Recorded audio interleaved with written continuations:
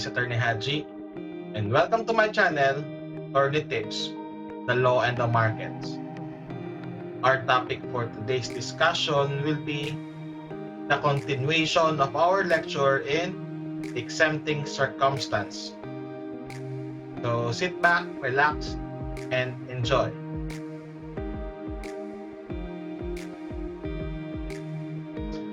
Okay, now,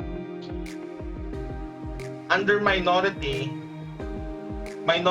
is one of the exempting circumstances under the revised penal code. So under minority, nakalagay dyan sa libro ninyo na 9 to 15 years old, 9 below, over 15. Okay? So that is already amended by the Juvenile Justice and Welfare Act of 2006, or better known as RA 9344. So sabi dito under section 6 of the said law, a child of 15 years of age or under at the time of the commission of the offense shall be exempt from criminal liability. So 15 under, 15 below is exempt from criminal liability. Second paragraph, a child above 15 but below 18, meaning 16, 17 years old, shall likewise be exempt from criminal liability if he has not acted with discernment. However, if she has acted with discernment, such child shall be subjected to the appropriate proceedings, which means part i-inquest siya and subject to preliminary investigation. So here, the exemption from criminal liability does not include the exemption from civil liability. The child, even if nagkamali, even if nakapatay, nakakulong, nakagahasa, basta 15 years of age and below, absolute exemption from criminal liability, but he will be liable for civil liability. Gets? 16 to 17 still exempted, but if they acted in discernment, meaning kailangan ng discernment certificate to be issued by the DSWD before filing a case in court. Okay? And that is under minority as an exempting circumstance. Next, any person who, while performing a lawful act with due care, causes an injury by mere accident without fault or intention causing it. Ito guys, yung sinasabing damnum absque injuria, damage without injury. Okay. So, sabi dito, ang elements niya, syempre kailangan lawful act. And with due care, may nasaktan, and it is without fault or intention causing it. Example of this is when a police officer discharges a firearm accidentally and with due care. Okay? Now, listen guys, here's a problem and probably will be asked during the midterm exam. Example here is A armed with a 38 caliber gun, and B who has no weapon robbed a sari-sari store, but in the course were seen by P, a policeman who was armed with a 45 caliber gun. So, in the course of the incident, A shot the policeman. So, in defense, he retaliated. And in the exchange of shots, A was killed together with B, along with C, the owner of the store, and D, a bystander. Wala pala si D dito. Okay. The three were killed by the bullets fired from the .45 caliber. Who is liable? May liability ba si P, the policeman?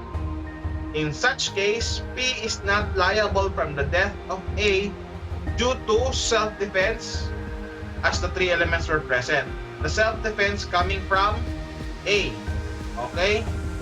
The act of A in shooting P, the policeman.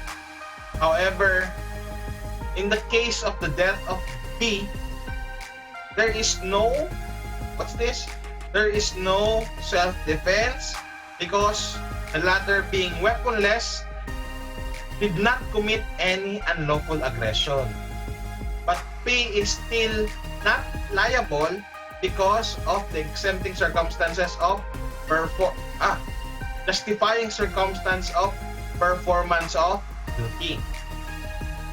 And in case in the death of C, the store owner, he is not criminally liable because not because of self-defense or fulfillment of duty, but because of an accident under paragraph 1 of Article 12. So, eto guys, the law here is clear.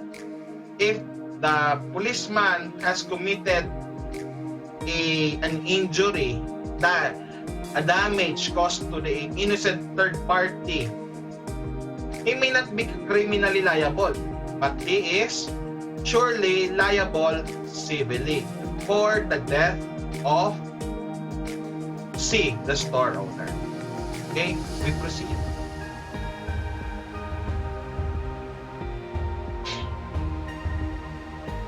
Next is any person who acts under the compulsion of an irresistible force.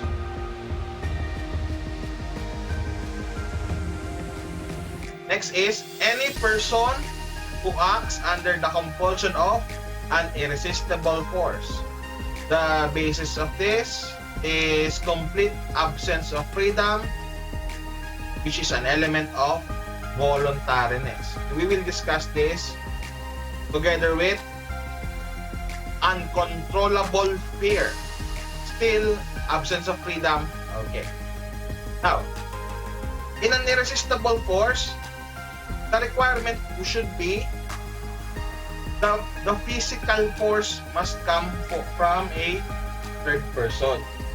An example of this will be pag tinutukan ka ng baril or hindi ka tinutukan ng baril. Kutsilyo linagay sa lieg mo at inuutusan ka ng kriminal na patayin yung katabi mo. Okay?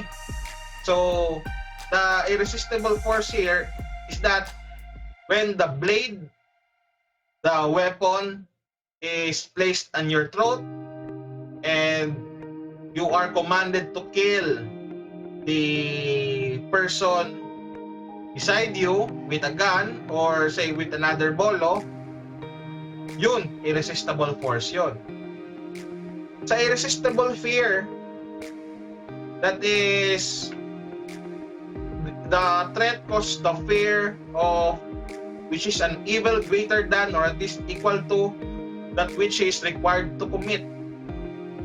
So dito guys, ang threat dito is the threat to kill you if hindi ka sumunod sa pinapagawa niya. So in this case, what?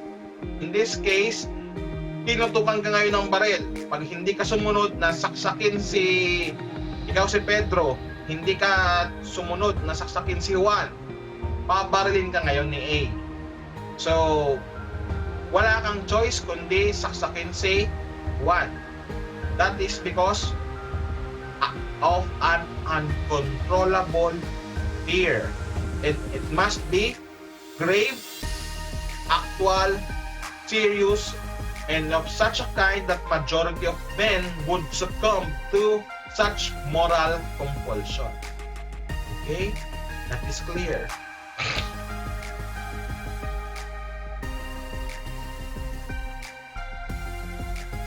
So tandaan nyo lang guys that an act done by me against my will is not an act. Ulitin ko an act done by me against my will is not my act. Okay. So next, any person who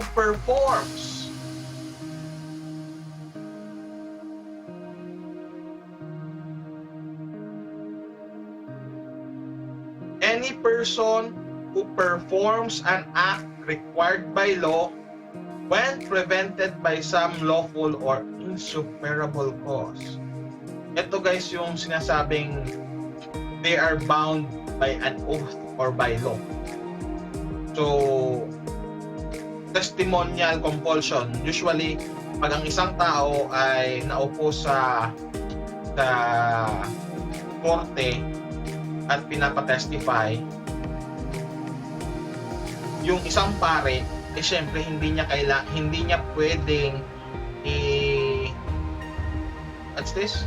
sabihin yung mga kinumpisal sa kanya because he is prevented by his vow as a priest. Okay? So that is because of a lawful or insuperable cause. And na-discuss na natin yung sa distinction between an exempting and justifying circumstance.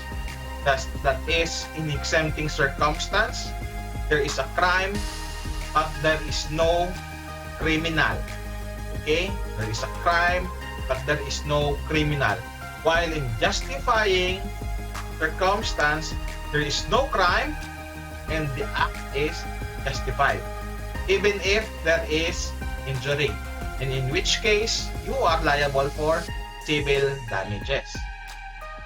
Okay, so that would be all.